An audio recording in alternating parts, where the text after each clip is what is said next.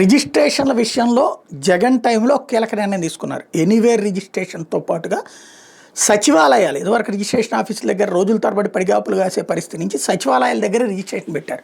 అయితే ఎలక్షన్స్కి ఒక ఏడాది ముందు అనుకుంటా పెట్టుకొచ్చారు. ఈలోపు ఎలక్షన్స్ వచ్చేసి ఆపేశారు.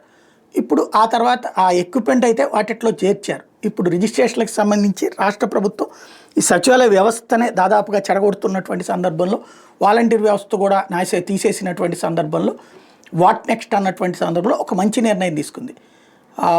సక్సెసర్ సర్టిఫికెట్లు అంటే ఫర్ ఎగ్జాంపుల్ ఇంట్లో వాళ్ళు చనిపోయారు, ఇంటి యజమాని చనిపోయాడు, ఆ చనిపోయినటువంటి వాళ్ళ పేరు మీద ఉన్న ఆస్తి మగవాళ్ళైతే ఫస్ట్ భార్యకి, ఆ భార్య తర్వాత భార్య కూడా లేకపోతే కనుక బిడ్డలకు వస్తుంది. ఇది సక్సెసర్ ఆటోమేటిక్గా.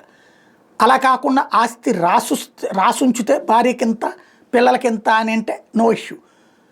అలా కాకుండా తరతరాల ఆస్తి అయితే కనుక దానికి సంబంధించి ఎట్లాగుంది కొన్ని రూల్స్ ఉన్నాయి. దాని ప్రకారం సక్సెసర్ అన్నటువంటిది ఉంటుంది.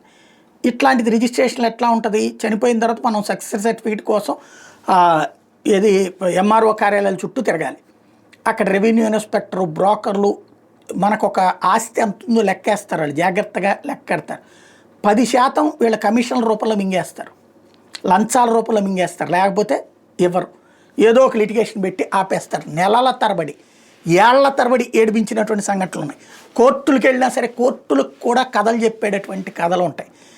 55,000 కంప్లైంట్లు ఈ ఒక్కేడాదిలో ప్రభుత్వానికి వచ్చినాయి.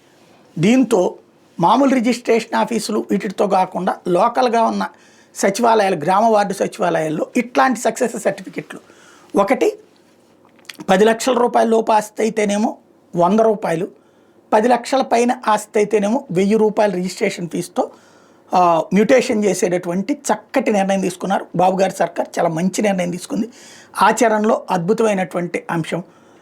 జాగ్రత్తగా దీన్ని మిస్యూజ్ చేయకుండా సచివాలయాల సిబ్బంది వీళ్ళ దగ్గర డబ్బులు గుంజకుండా లేదా రాజకీయ నాయకుల ఒత్తిళ్లకు లొంగకుండా బాధ్యతగా పనిచేయాల్సిన అవసరం ఉంది.